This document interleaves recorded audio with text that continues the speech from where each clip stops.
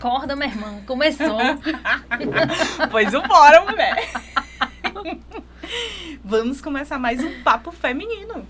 Começou mesmo? Começou. Ué. Meu Deus, começou mesmo, olha.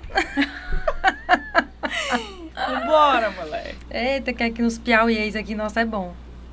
Hoje, nós estamos recebendo uma pessoa que ela costuma ouvir muito as pessoas. Ela só ouve, né? Eu acho que ela conversa também, mas primeiro ela ouve. Então, a gente, hoje, vai ouvir mais também, né? Dela. Vai ouvir mais dela. Eu acho que as pessoas... ela conhece muito das pessoas, mas as pessoas não conhecem ela. Sobre ela. Isso. Mas ela assim, vai falar. mas a gente vai fazer um bocado de pergunta, né? Mas com certeza. Não vou perder essa oportunidade, não. Pois é isso, gente. É uma pessoa que tem 10 anos de experiência na área da psicologia, né? Ela fez... É uma vontade de ajudar as pessoas. Inclusive, ela tem agora uma especialidade aí que eu achei muito interessante que ela vai conversar com a gente hoje. O nome dela é Yane Luize. Seja bem-vinda, Yane. Obrigada, Olá, meninas. Yane. Olá. É um prazer recebê-la aqui no nosso Papo Feminino. Eu fico muito agradecida por ter sido convidada. Fico muito honrada por saber que vocês querem ouvir um pouco da minha história. E realmente eu escuto muitas histórias. E ela vai mandar esse papo para os pacientes. Porque será? Os pacientes vão conhecer um pouco da Yane. Isso. E pode, será? Pode. Eles conhecem, bom, né? Eles já conhecem um pouco porque eu transformo a psicologia de um modo mais leve. Olha Porque aí. não adianta nada eu ir lá cheio de técnicas e esquecer que é outra alma humana, né? Então, a gente deixa a psicologia leve e eu botei como meta que a psicologia está em todo lugar. Então, eu pego coisas que não tem nada a ver com psicologia, como a Marvel, e boto na terapia. Mas eu quero saber do começo, como foi que tudo surgiu, como foi que você se identificou pra ser, não, eu quero ser psicóloga. Como foi que começou isso daí? Sendo muito honesta contigo, não foi eu que escolhi a psicologia. Foi a psicologia que me escolheu. Porque, assim, eu não pensava em psicologia. Nunca pensei. Apesar que, aos meus 16 anos de idade, eu procurei uma psicóloga. Então, foi uma escolha minha procurar psicóloga, né? E aí, eu fiz terapia dos 16 até os 17. Voltei para a terapia já com os 20 anos. E quando eu conheci a psicologia, na verdade, eu conheci primeiro o serviço social. Minha mãe é formada em serviço social e ela fez o curso, foi dos meus 10 aos 14 anos. Eu saía da escola e ia direto para a faculdade dela, que era no caminho, para ir para casa só 10 horas da noite. Então, Junto com a mãe. eu estudei junto com a minha mãe. Eu brinco com ela que eu sou formada nas duas coisas. Porque assim, eu assistia muita aula de antropologia, sociologia, eu achava o máximo. E aí eu comecei a gostar da área de filosofia, antropologia e sociologia. Eu queria entender o ser humano. Sim.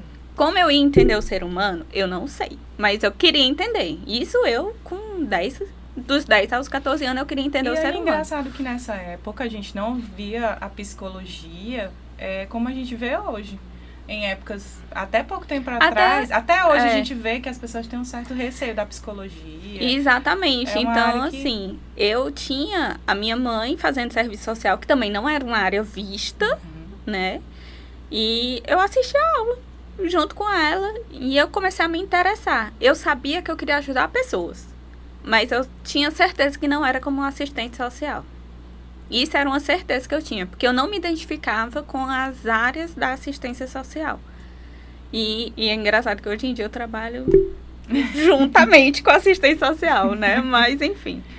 E aí, quando eu fui prestar vestibular, eu dizia o tempo todo que eu queria ser nutricionista. Não, porque eu vou ser nutricionista. E fui fazer o vestibular na Santo Agostinho. E quando chegou lá, eu só tinha as opções. Aí eu olhei e disse, não, vou botar psicologia. Do nada. Do nada. Foi do nada mesmo. Vou botar psicologia. Aí botei primeira opção psicologia, segunda opção psicologia, porque nenhum outro curso me interessava. Aí a moça até disse, olha, você não pode escolher Você tem o mesmo curso, tem que ser só um. E eu cheguei pra ela, eu disse, ou eu faço psicologia ou eu não faço nada. E aí eu passei, sofri um acidente. Eu passei no vestibular, sofri um acidente. Passei um mês praticamente internada, né? Que eu passei 15 dias, fui pra casa, aí teve infecção bacteriana, voltei. Meu Deus. De novo, passei mais 15 dias no hospital. E aí eu fiz de novo o vestibular. Eu disse pro meu pai, passei uma vez, eu passo 2. E passei de novo. E era isso que ela queria. Era isso. Foi.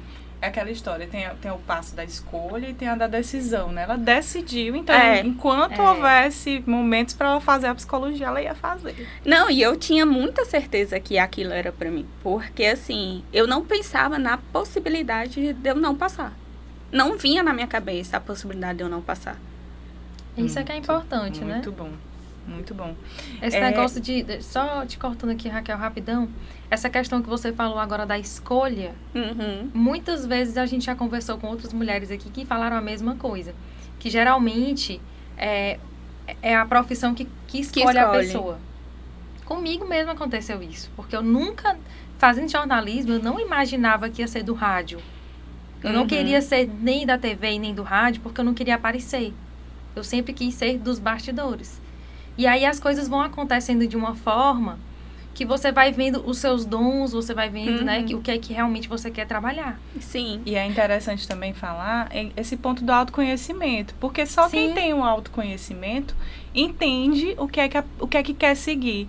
Na minha época, que eu fui fazer o vestibular, as pessoas me disseram, e eu não depois que as pessoas me falaram, foi que eu me vi. Mas eu não tinha o hábito de me olhar para saber o que era que eu gostava. Então, assim, essa parte do autoconhecimento é fantástica. E ainda tem a questão de que eu, aos 16 anos, procurei uma psicóloga, né? Então, assim, não foi minha mãe que chegou e disse, eu quero botar você na psicóloga. Não, eu cheguei pra minha mãe e disse, eu quero ir pra psicóloga. E, tipo, é como você disse, naquela época não era falado de jeito nenhum. Não se falava em psicologia. E quando se falava, era, porque é pra doido. Tinha todos os preconceitos. E eu ia na psicóloga da escola, adorava. Eu esperava ela me chamar já. Eu já ficava esperando. Já foi uma boa experiência nessa parte da psicologia ou não? Teve um certo receio, aí pensou assim, não, eu preciso mudar algumas coisas. Na minha experiência... Ai, gente, eu não queria falar isso. Mas, enfim, a minha experiência com a psicóloga não foi boa. E foi um caso assim, que eu peguei e disse, eu vou fazer diferente. Pronto, isso você remodelou essa ideia que você tinha e transformou na psicologia, como você está falando, que é hoje. Como é que é essa psicologia livre? É assim, eu sou TCC, né, que eu sou cognitivo comportamental, então eu sigo algumas técnicas.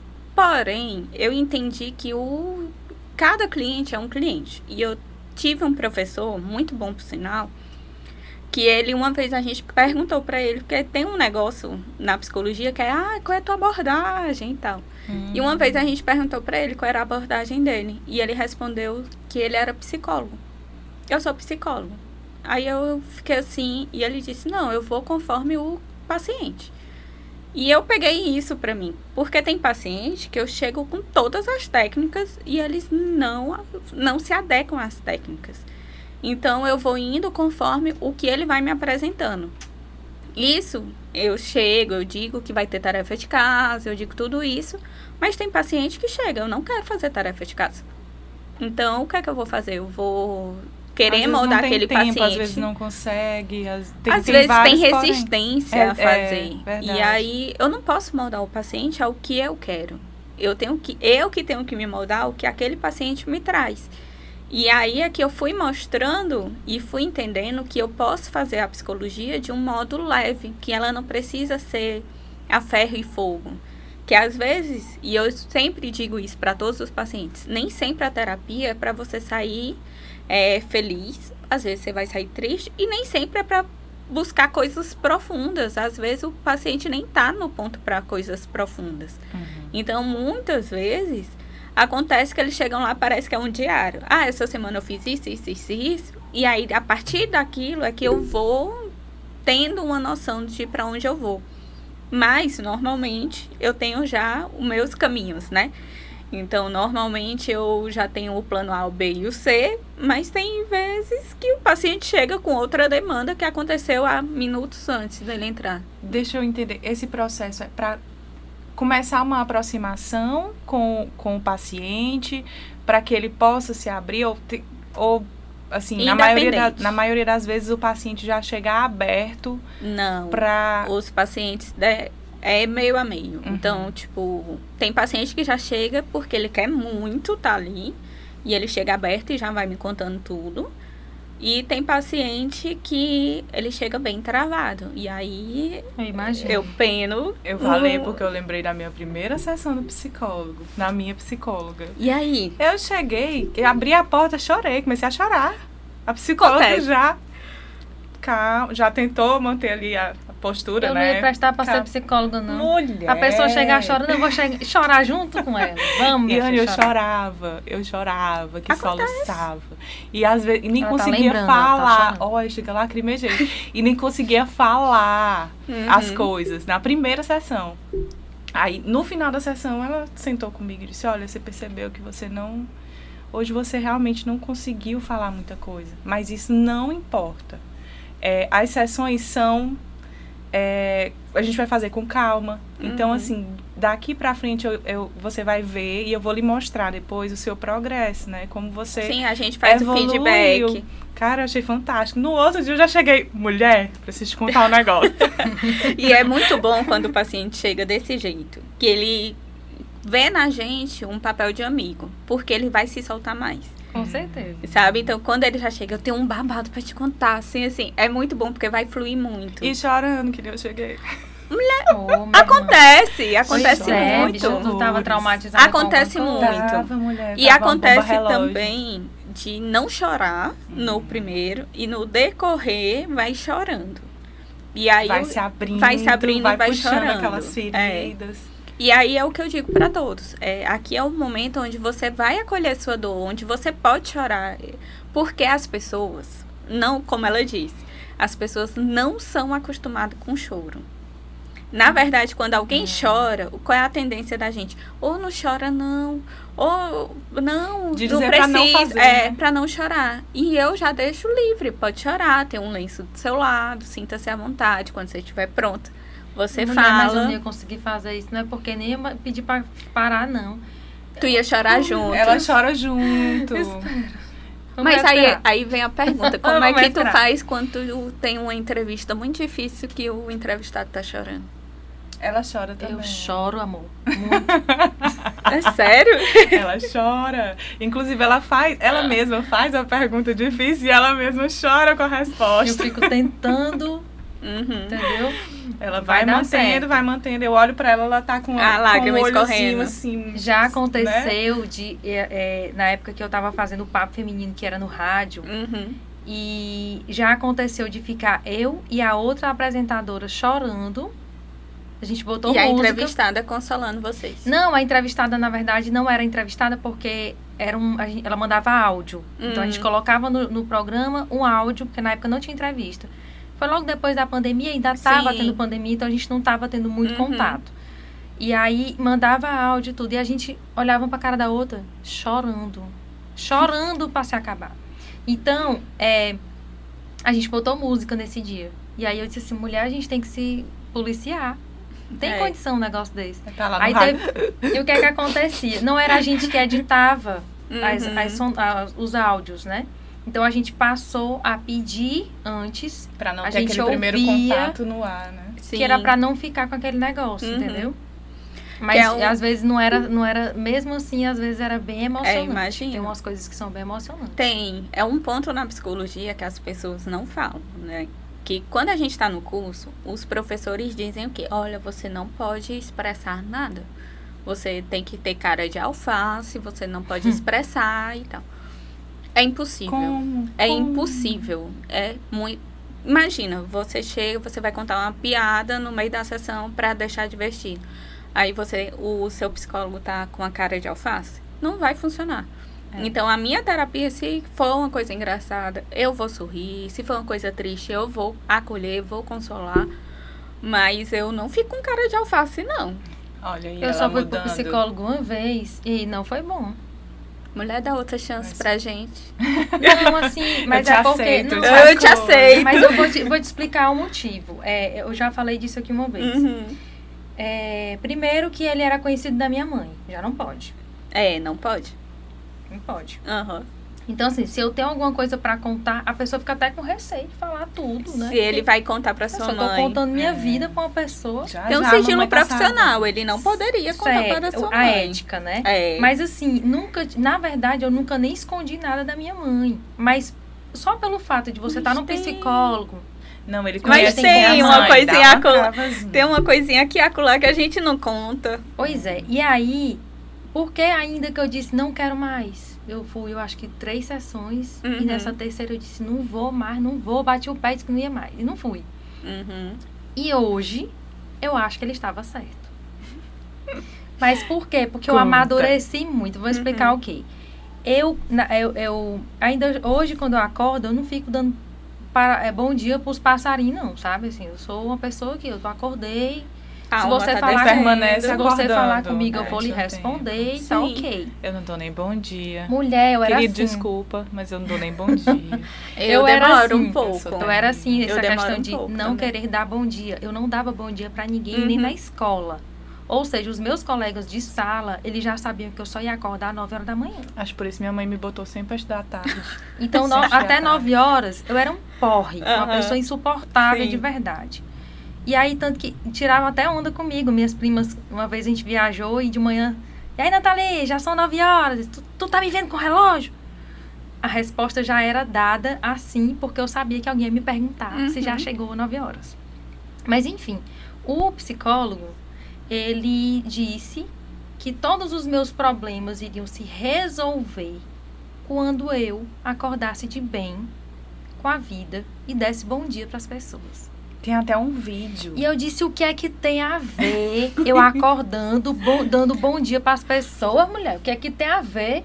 O que é? Diz Só pra nós. que, preste atenção, Assunto. a vida ensina pra gente. Ensina. Porque eu casei. Quando a gente casa, né, tem outra pessoa. Sim. A outra pessoa E normalmente a gente casa com a pessoa totalmente diferente da gente. Diferente. Um acordando e o outro já, bom dia, sol, bom dia, passarinho. Exatamente. Então, e quando a minha filha nasceu, mais ainda, porque ela é dessas de dar o bom dia pro passarinho. Eita. Então, eu tive que mudar, mas eu mudei naturalmente, porque eu pensei assim, se eu ficar carrancuda, uma escolha, né? Eu não vai ser legal. Além da escolha, teve um meio, né?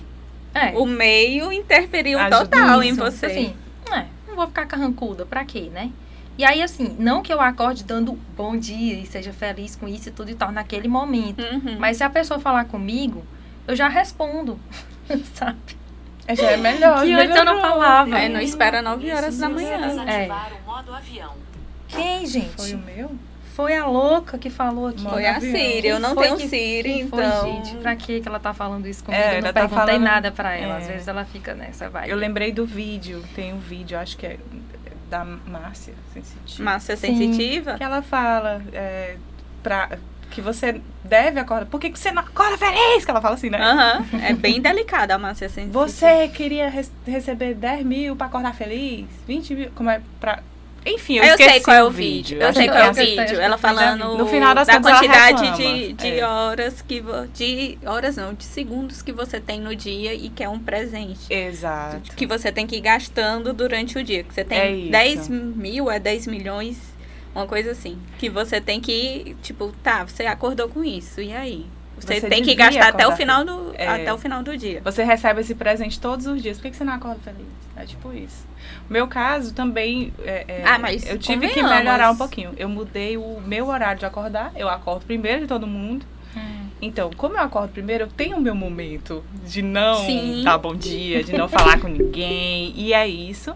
E aí, quando as pessoas de casa, né, que já vou acordar minha filha, eu já acordo com outro humor. Aí é diferente. Mas se eu for acordar pra dar bom dia... Antes o meu marido acordava primeiro. Aí ele já escutava um som, já banhava, já não sei o quê. E no carro ele gostava de botar música de manhã. Gosta de música de manhã.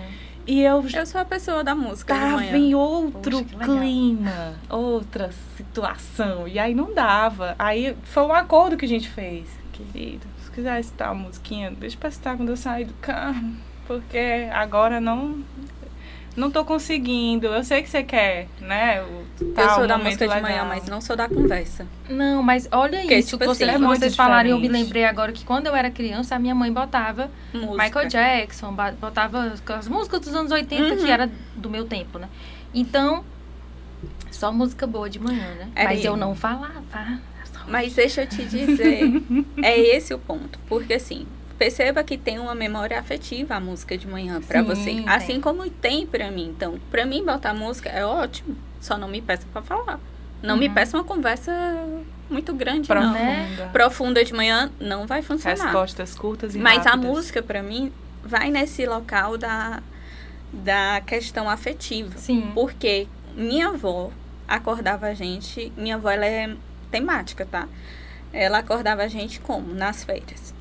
Passou do Réveillon, ela já botava música de carnaval. Então, a gente já acordava com marchinha de carnaval. Ai, que legal. No meio do ano, a gente já acordava com algumas músicas temáticas. E durante os domingos, junina. nos domingos, a gente acordava com bolero, tango. Então, assim, pra mim, era fantástico, porque a gente já sabia qual mood a gente ia receber no dia. E a minha mãe também, todo domingo, acordava a gente com música alta.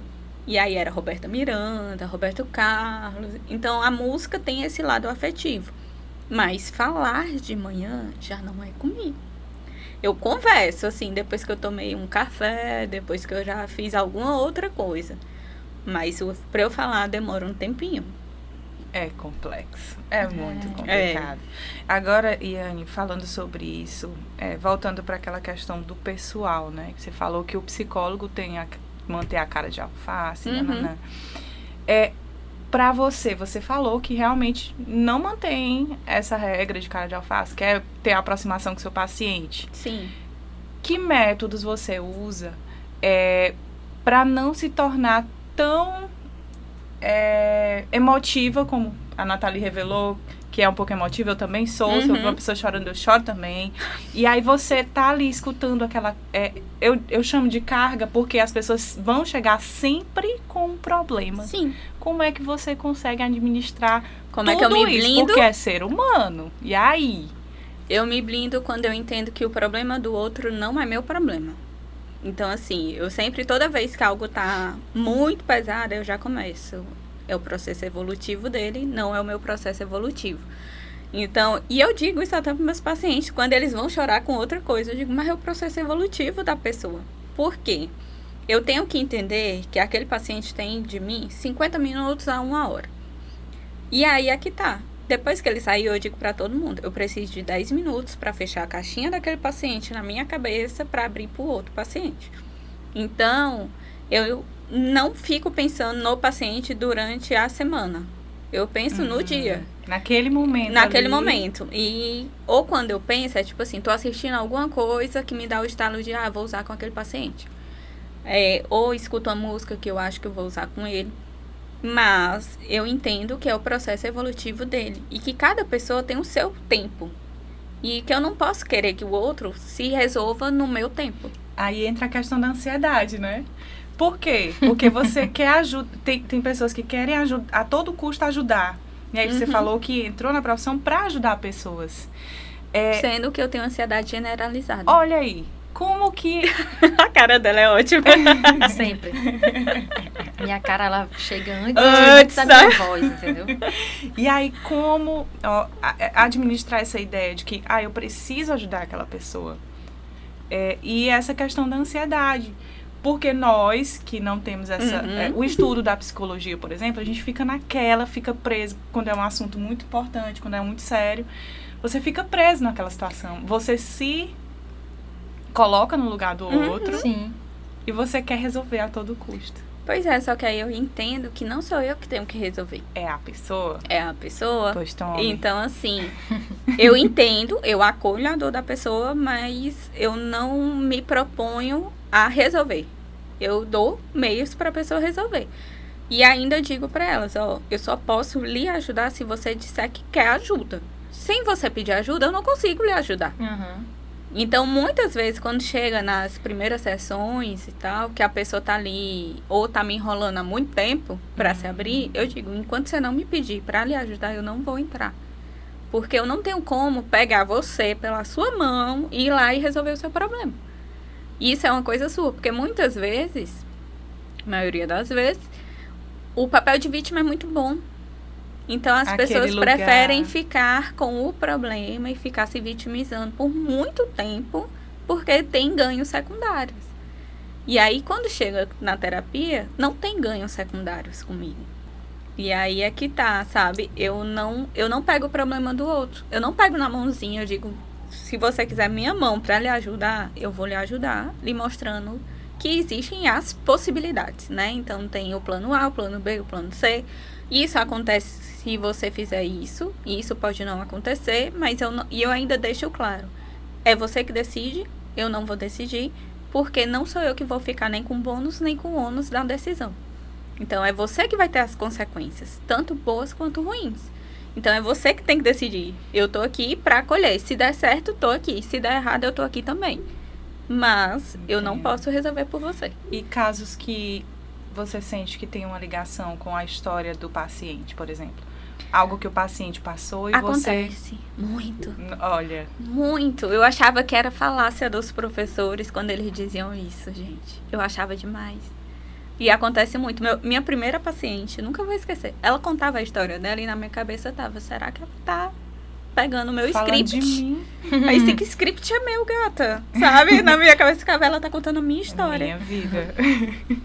Aí vem de novo o fato de que é o processo evolutivo da pessoa. Então, é tipo, não é a minha história, é a história dela. É muito parecida com a minha, mas não é a minha história. Forte. Muito forte. Eu não conseguiria realmente, que nem a Natália falou. Eu ainda fiquei pensando aqui, de tanto ela falar ali, como que ela tem que falar com a pessoa, não sei o que, eu ia chegar e dizer assim, pare com isso. Nossa, tu ia ser muito a Jojo Todinho, né? Dá muita vontade.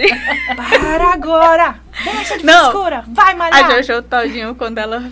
Aquele vídeo pra ela, todo paciente me mandou, eu disse, gente, dá vontade de fazer isso com vocês sabiam? Aí eles, não é possível. Eu digo, mas dá muita vontade. Porque tem coisa que você olha e fala assim, meu Deus... Dá vontade de fazer assim, se mexe. Mas eu não posso. Eu tenho que esperar o processo evolutivo da pessoa. Tu não tá vendo o que tá acontecendo? Mas eu imagino a Jojo Todinho como psicóloga. E por incrível que pareça, eu não acho que ela seria uma péssima psicóloga. Eu acho que ela seria uma ótima psicóloga. Olha aí. Ia dar uma chacoalhada na pessoa. A pessoa tá dormindo no ponto. Já me disseram que eu deveria ser psicóloga, mas eu acho que eu sou muito a sincerona pra falar. Mas quem foi que disse que isso é ruim? Porque mulher por isso, porque eu ia ser tipo a Jojo Todinho. Mas ia ter pacientes que iam adorar. Eu sou bem sincera na terapia. E outros bem iam ficar sincera. com ódio, tipo, essa mulher é louca. Mas deixa eu te dizer, tu sendo boazinha ou tu sendo bem sincera, vai ter o dia que eles vão ficar com raiva da terapeuta. Eu conheço muita gente que só diz que ama a terapeuta. Mulher, mas ele é um caso de amor e ódio. É um caso de amor e ódio. Eu tenho uma paciente, eu nem vou falar o nome, nem posso falar o nome, mas assim, eu tenho uma paciente que ela tem um caso de amor e ódio comigo. E ela briga comigo, ela me manda várias mensagens dizendo assim, eu estou com raiva de você. Eu digo, tá bom, tudo bem. Ela, eu sei que você tá com raiva de mim. Eu digo, eu não tô com raiva não, mulher. Sinceramente, eu respondo pra ela, eu digo, eu não tô com raiva. Ela, mas eu estou com raiva de você. Eu digo, tudo bem você está com raiva de mim, sabe? É difícil muito amor e ódio. Verdade. Tem alguns momentos que a verdade dói. E é uma coisa que eu falo na primeira terapia. Na primeira sessão eu digo, ó, vai ter dias que você vai ficar com raiva de mim. E não vai ser pouca raiva, vai ser muita raiva. E tá tudo certo. Eu digo, se você quiser me xingar aqui, quiser me xingar lá fora, você pode me xingar. Eu não vou me importar. Porque, de fato, eu não vou me importar. Porque eu sei que o problema ali não é comigo. É porque eu fui no local certo que doeu na pessoa, por isso que ela tá com raiva. E se eu deixar a pessoa com raiva, ela passa a semana pensando na terapia. Sim. Agora, se ela sai feliz e saltitante, ela não vai pensar, não. É verdade. E eu conheço gente que recebeu alta e ficou triste. Ah, acontece. Meu Deus, eu recebi alta, eu não quero continuar e não sei o quê. Se sente um pouco Porque, perdido. e assim, e é como ela disse, de certa forma a pessoa tem aquela ali como uma amiga. É uma Você ligação. tá ali conversando com a pessoa, contando a vida e tudo. E a pessoa se sente bem com isso. É um elo de orientação bem saudável. Eu já tive entrevistada aqui que veio contar aqui muitas coisas e disse assim, hoje eu não vou chorar porque eu tô em dia com a minha terapia. Minha terapia também tá em dia. A psicóloga também faz terapia. Mas assim, tem a questão do elo e também tem a questão que é a única hora que aquela pessoa tem pra ela mesma. Sem ninguém tá julgando ela. Então, por isso que muita gente fica triste, porque tipo, poxa, a única hora que eu tenho... Já aconteceu de ter paciente que chegou e disse assim, eu não quero falar nada, eu quero dormir. Eu digo, sinta-se à vontade, pode dormir. Porque às vezes Era uma mãe? Provavelmente. Às vezes é o único horário que essa pessoa tem. Eu tenho certeza disso. Então, assim, às vezes é o único horário que aquela pessoa tem pra descansar. Porque ela tá estressada, porque ela não quer falar, sabe? Então, eu deixo a pessoa à vontade. Não quer falar, tudo bem. E, obviamente, no meu consultório tem café, né? Café, chocolate, cappuccino, essas coisas. E aí é que eles vão ficando mais à vontade. Porque aí vai parecendo realmente que é um chá da tarde, que a pessoa vai falando e vai falando. E eu consigo captar mais daquele paciente por causa disso. Muito bom. E, Anny, tem alguma área da psicologia que você se identifica mais, que você... Não, essa aqui eu abraço. Da psicologia a TCC, que é o cognitivo comportamental. E aí, todas as pessoas estão incluídas? Todas as pessoas estão incluídas, menos criança, porque eu não atendo criança. Ah, sim. Né? Porque para atender criança tem que ter um aparato muito grande e tem que se identificar. Pronto, todo mundo tem uma coisa que mexe, que você diz, não, com isso eu não trabalho. E no meu caso, me mexe muito criança. Então, se eu ver uma criança sofrendo e tudo mais, aí eu já fico, não quero. Aí eu não ia conseguir, segurar não o choro. chorar. É. Entende? É muito forte. É muito forte, então eu não ia conseguir. Mas a TCC, ela faz com que eu abranja muita coisa, né? Como ansiedade, depressão. Eu gosto muito de trabalhar com mães, com as puérperas, porque é um acolhimento que muita mulher não imagina, não sabe que tem. Se fala muito do puerpério físico, que é 40 dias, né? Mas não se fala do puerpério psicológico, que é 2 anos. Sim, verdade. São 2 anos. São 2 anos de puerpério. Não são sabia. 2 anos que a mulher... porque eu tenho uma filha e não sabia Pois disso. eu sabia que eu processo. sofri esse tempo todo. Foi? Foi. É que é o processo da adaptação, né? Caramba. O primeiro ano tem muitos saltos.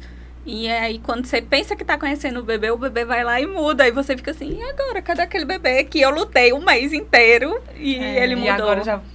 É outro bebê. outro Durante bebê. o ano é outro bebê. Mas é isso mesmo. E aí, na psicologia perinatal, a gente trabalha com depressão pós-parto, psicose pós-parto. Então, são muitas nuances que pouco se fala. Fala-se muito agora do baby blues, mas não se fala da psicose. O que seria o baby blues? O baby blues é os primeiros 15 dias, que é quando a mulher não entende o que está acontecendo, porque é tanta mudança, é a transformação, é muita mudança, porque imagina, você tá na maternidade, tem uma enfermeira que vai te ajudar, que ela vai, se você não sabe trocar seu filho, ela vai trocar seu filho, e aí quando você chega em casa, que você olha e fala assim, e aí, o que é que eu faço? Foi o que eu senti. Eu imagino. Apesar de eu tenho até hoje uma rede de apoio enorme. Mas essa questão aí, e engraçado que a própria enfermeira disse isso pra gente. Vocês querem tirar todas as dúvidas aqui no hospital? Porque quando vocês saírem daqui, não vai ter ninguém. Não vai ter ninguém em casa. É só vocês. Nesse então, ponto, a minha rede de apoio me ajudou muito, mas Perfeito. ainda assim, elas também tinham as dúvidas. Nesse Sim. ponto, eu fui muito abençoada, porque a minha mãe atuava na área, né? Hoje ela é aposentada. Mas ela é auxiliar de enfermagem. Ah, que maravilha. Então, a minha mãe foi... ela não ia lá em casa, porque ela sabe que eu sou muito... eu pego as coisas muito pra mim. Então, na minha cabeça, eu tinha que fazer. A filha é minha, tenho que aprender, depois eu vou fazer. pegava o telefone, ligava, mãe. Tu só esqueceu que tu era filha antes, né? Então, mãe, como é que eu faço pra banhar essa criança sem afogar ela? Me ensine. Porque são coisas que a gente não... Mas você sabe que é muito comum, não é nem o afogar, mas a criança deslizar nos primeiros dias. É muito comum e muitas mães se culpam por isso. Eu tinha muito medo, porque eu pegava nela no banho e a pelinha dela muito lisinha deslizava. E eu foi o momento, mãe... Ai, desculpa. Mãe, eu preciso de ajuda. Eu tô precisando de ajuda. Como é que eu banho essa menina? Aí ela, muito calma, vire a criança com muito cuidado. Bote a cabecinha dela não sei aonde. Eu acho interessante, e não sei o quê. E me explicou bem direitinho. E eu fui fazendo, fui banhando. Eu disse, mãe, é só isso, é fácil, é tranquilo. Mas até você entender e pegar que aquele serzinho que você não pode machucar. Também, não, na teoria é lindo. Você fazendo, porque quando você pega a prática, tu tá brigando com a casa todinha e fazendo, olhando pra cima. Menino, cuidando de cachorro, cuidando de menino, cuidando da casa. O que eu acho interessante é que as pessoas tratam o recém-nascido como se fosse a coisa mais frágil do universo. Eu tinha esse receio. Mulher, tu viu como é que o médico tira? Puxa pelo pé a criança. E sai sacode. E sacode. Mas tem criança que já sai com ódio por causa disso, minha irmã. Mulher, eu também sairia. É traumatizante. Eu também sairia, eu não vou mentir. Eu não lembro como foi que eu saí. Mãe, depois a senhora me conta. Não, eu devo ter saído desse jeito aí. Primeiro que era pra eu ter nascido no dia 21, fui nascer no dia 22. Começa por aí. Então eu já devo ter saído assim com a cara mesmo. Mas, essa questão, tipo, você teve a sorte que sua mãe trabalha na área. Ela já não teve essa sorte. Eu fui muito abençoada. Né? Todo mundo lá em casa é de humanas. Olha aí, a mamãe é da saúde. Ninguém da saúde.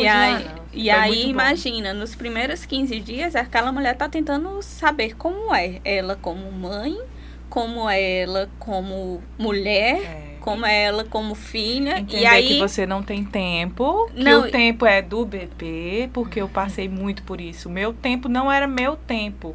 O tempo que o bebê dormia era o tempo que eu corria pra fazer alguma coisa por mim, que era escovar um dente, lavar um cabelo. É bem isso. Aí eu já tive a sorte. Sim, mas aí o que é que acontece também, né? Que as pessoas não falam muito.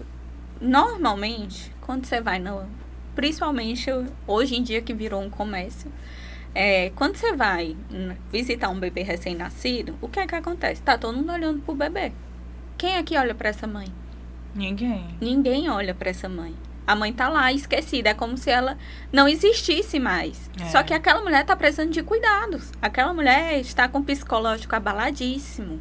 Ela tem um corpo que ela não reconhece mais. Ela tá com medo, ela tá nervosa, então assim... Meu Deus, eu tô muito me identificando. A psicologia, ela entra nesse ponto. Eu já participei de 2 partos de paciente. Um parto cesáreo e um parto normal.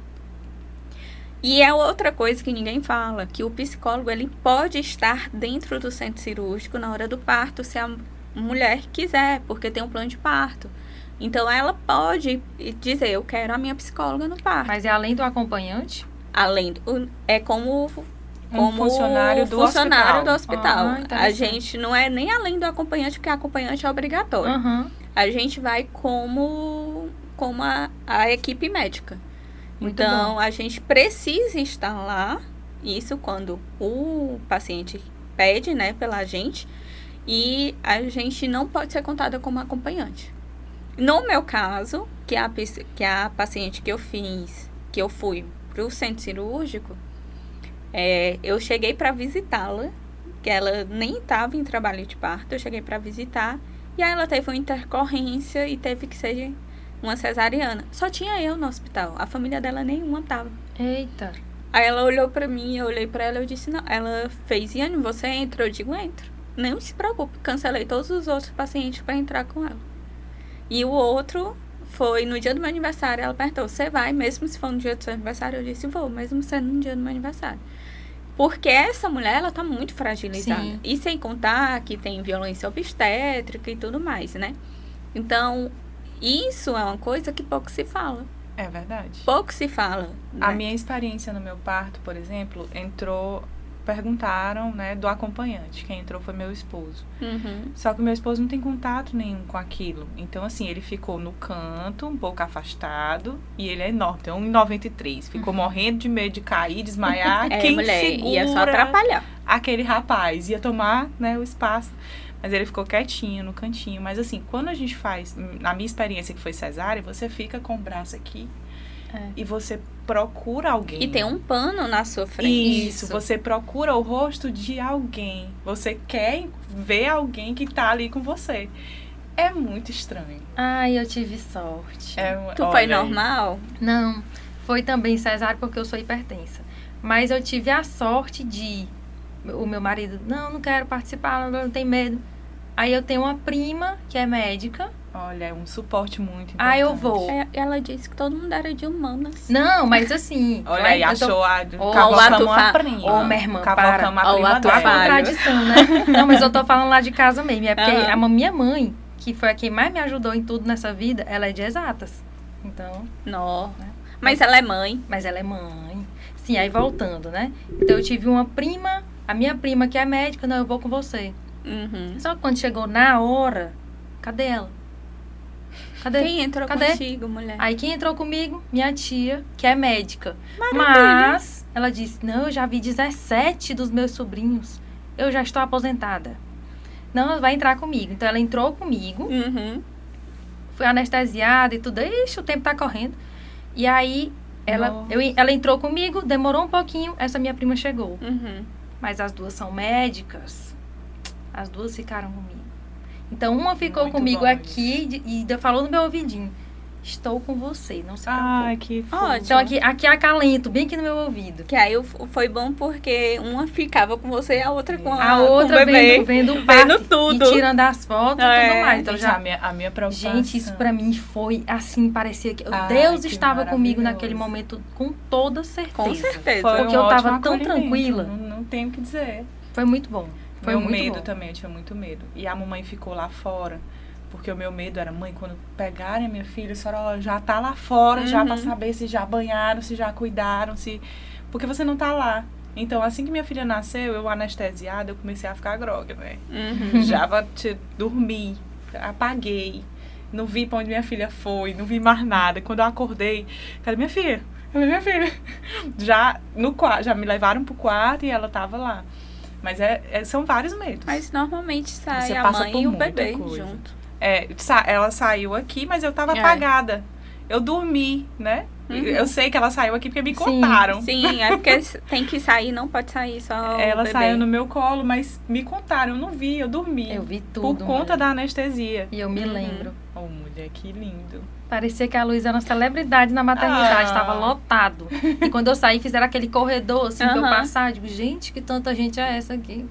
Vale-me Deus. É. Mas, E sem assim, poder falar. tem esse detalhe, né, que vocês não podem falar. Não pode. Mas era o desejo das duas de ser cesárea? O meu era pra ser normal. O meu, não, era o da Raquel. A gente tem essa diferença de dias, né? A minha história do normal ainda precisa contar. Acho que não... Só foi 3 dias de diferença nossos partos. Foi lindo. Eu ainda pensei assim, Raquel, será que a gente vai ficar lá de mãos dadas? Ai, Amiga, vai dar certo, não sei o quê. Pronto, vamos parir junto. Pois é, mas aí o meu não. No começo eu achava que, eu acho que eu vou ter parto normal, porque minha mãe teve 3 de parto normal e foi só assim, pá, cuspindo o menino. Então acho que vai dar certo. Só que minha médica disse, hipertensa? Ansiosa? Minha filha, você é louca. E aí a gente já teve que agendar, então foi isso. Já a minha médica me orientou, não, você é muito tranquila, você vai ter normal. Eu estava crente que ia ter normal. Mas eu tive sangramento. A minha mãe, por ser dessa área da saúde, viu o sangramento, não me disse nada, já foi conversar com a médica. A médica veio me atender e foi explicar pra mim, olha, a neném não tá encaixada, a Flávia já era muito grande. E aí ela me deu vários pontos e aí perguntou se ainda vai tentar normal. E aí eu só olhei pra ela e disse, doutora, tira essa menina de mim, porque tá doendo demais. E aí ela fez, assim, E aí foi cesárea. Mas assim, o meu medo da cesárea seria a dor. E eu não senti absolutamente nada, né? Meu corpo, graças a Deus, se recuperou muito rápido. Mas, mudando de assunto, Yane. Não, é a porque gente ainda Yane, tem assunto. a gente já falou tanto da vida da gente que a Yane tá sendo a Ela psicóloga é psicóloga, nós que estamos falando aqui. Dizem que eu tenho esse dom. E realmente gente que parece tá que realmente tem. se abrindo. Parece realmente que tem. Porque já mulher. aconteceu comigo de eu perguntar pra uma pessoa que tava no trabalho. E eu só perguntei, moço, o senhor é Uber? Aí ele... Só, e começou a contar a história dele inteira. Eu escolhi ser Uber, por quê? Não, ele falou que tinha terminado com a esposa, que já tinha voltado, que já tinha terminado de novo, que a vida dele era em tal lugar. Menina, foi... Tipo, e eu só tinha perguntado se ele era Uber. Foi um monólogo. Foi só ele conversando, se E aí, abrindo. quando a pessoa vai se Será que ele abrindo, descobriu que eu era vou logo... psicólogo? Ele sabia porque ele trabalhava comigo. Mas então foi assim... isso. Não, mas às vezes a pessoa nem quer sabe e me só- conta tudo. A pessoa só quer falar. Aí eu deixo. Eu vou deixando. Nós É falamos porque tem gente que não horrores. tem nem com quem conversar. Eu vou deixando as pessoas falarem. Oh, que Mas lindo. que bom que você Isso é tem esse muito dom bom. de ouvir as E- pessoas. E, Anne, nesses minutos ainda que a gente tem, eu queria conversar contigo a respeito da defesa pessoal, lógico, que nós fazemos juntas. A gente E eu com medo de participa entrar de... nisso. Por Ela, quê, não, eu vou mulher? conseguir puxar Não, a Natália pra entra, defesa é muito pessoal. bom. É muito bom. Entra. Você vai ver o acolhimento É maravilhoso. das mulheres. Porque quando eu entrei, a Raquel tá mais tempo do que eu, né? Eu tô um aninho. Eu ainda não fiz um ano, eu ainda vou fazer. Eu entrei, eu acho que no final do ano passado, né? Uhum. Quando eu entrei, eu percebo que eu era uma outra Yane do que agora. Até quando eu entrei, eu vi, assim, a Raquel foi uma das poucas que falaram comigo, assim, de início. Até porque a gente já se conhecia. E eu percebia que algumas não falavam meio, ficava assim, olhava. E eu não senti de início aquele acolhimento. E aí, no processo, eu ainda quebrei meu pé. Olha que legal. Não foi na defesa, calma. Que bom. Não foi na defesa. E eu passei um tempo longe. Quando eu voltei, foi outra recepção, assim, sabe? E foi muito bom, porque tinha meninas que no início não falavam comigo e começaram a falar. Perguntaram bastante se eu estava bem e tudo mais. É um acolhimento muito legal. O das mulheres, assim. Para quem está acompanhando a gente participa de um projeto que é do professor Walter Lee. O nome do projeto é Combate Pleno. E aí ele ajuda mulheres nessas técnicas de defesa pessoal, né?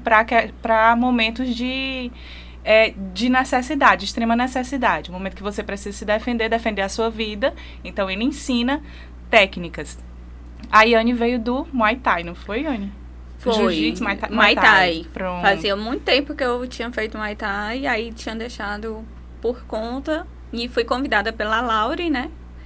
E aí ela, vamos, e eu ficava que nem você, adiando, e adiava. Aí eu disse, tá, Laure, eu vou, mas eu não garanto ficar. Oh, meu Deus. Iludida. Todo sábado estava eu lá. E aí, essa aqui também vai entrar. A defesa pessoal, gente, pelo menos pra mim, não sei se pra ti, né? Ela me abriu os olhos pra muita coisa que a gente não enxerga no nosso dia a dia. Questão de estar mais atenta, de enxergar melhor, sair, se antecipar aos perigos, né? Que a gente pode realmente... no momento pode acontecer tudo, né? Sim. A gente tá na rua, a gente tá em casa, a gente tá sujeito a tudo hoje em dia. E a defesa pessoal me ensinou muito sobre isso. dá um alerta na gente. Me deu também. E aí essa sensação, a gente conversa muito sobre isso. Lá na defesa, as meninas também falam muito sobre isso. No começo a gente é mais assim, mas depois a gente já fica super começo atenta. parece que a gente confia em todo mundo. A sensação é essa. A gente verdade. confia em todo mundo. Não, o mundo é bom. Depois da defesa pessoal, a gente fica assim, será que o mundo é tão bom assim? Vamos desconfiar um pouco. Vamos desconfiar. E eu percebi, até cheguei a relatar no grupo, né, que teve uma tentativa de golpe na casa dos meus pais. E eu observando tudo, eu disse, isso bem que é um golpe. E foi eu que comecei a dizer assim, não vai entrar, não vai fazer isso. E eu já estava no ponto, pensando já, matutando na cabeça como era que eu ia me defender. Mas a defesa, além da gente se defender e da gente ficar mais em alerta, também dá uma autoestima muito boa. Porque a gente, às vezes, se limita muito, né? Então, eu chegava lá, quantas de nós não já ouvimos de outras pessoas que, você é muito frágil, cuidado, você vai se machucar. E a gente entende que não é tão frágil assim, né, Raquel? Isso é verdade. Eu sempre fui meio bruta, sabe? Eu também, só que as pessoas me achavam frágil. Eu tenho Ela essa sempre carinha. foi chamada no grupo de trombadinha.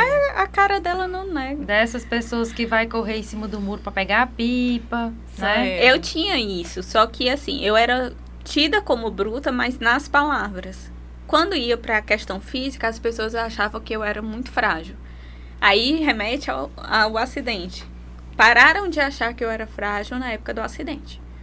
E aí, realmente, eu sou uma pessoa que me quebra bastante, porque eu sou estabanada, mas Eu só vivo normal. roxa. É só Não, por pra isso. mim é normal Me já. tacando em tudo. Mas a defesa pessoal fez eu entender que eu tenho uma potência que às vezes está escondida e as pessoas nem imaginam.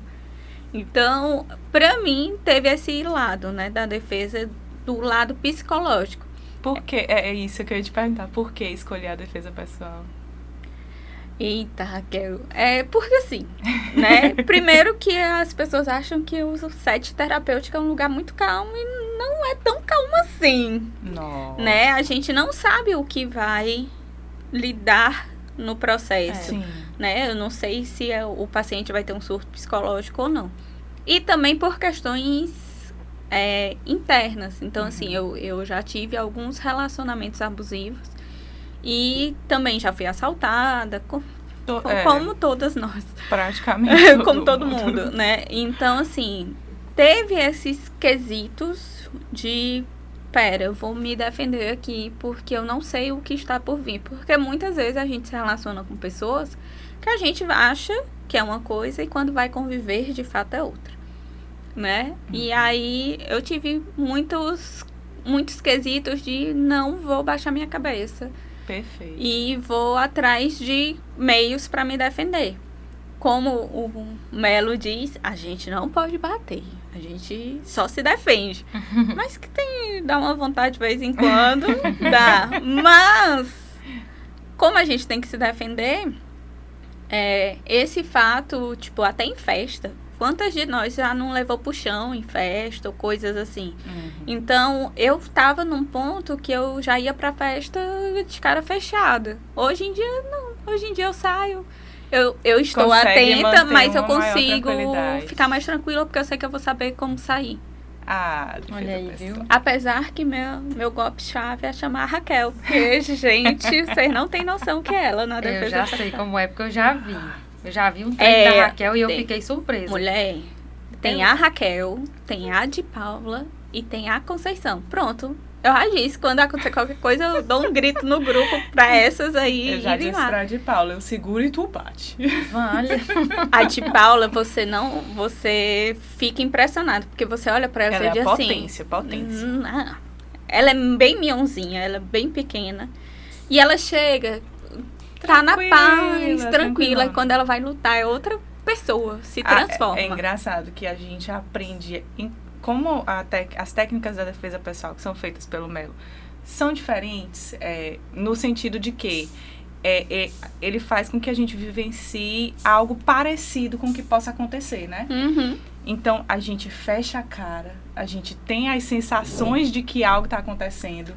A adrenalina vai lá em cima, que a gente se treme. Porque é justamente tudo isso que a gente vai sentir e sem contar, né, que ele mexe com o psicológico. Muito. Já aconteceu, tanto eu quanto a Raquel, a gente já saiu chorando. Exato.